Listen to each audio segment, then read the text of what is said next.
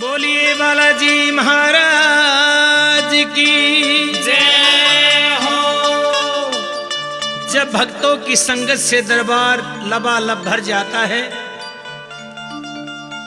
तो भगत जी ने कहा कि भाई मेरे प्रभु श्री राम का गुणगान शुरू करो और बाबा के जयकारे लगाओ। जिसमें भी संकट है वो खेल करके आएगा। कैसे?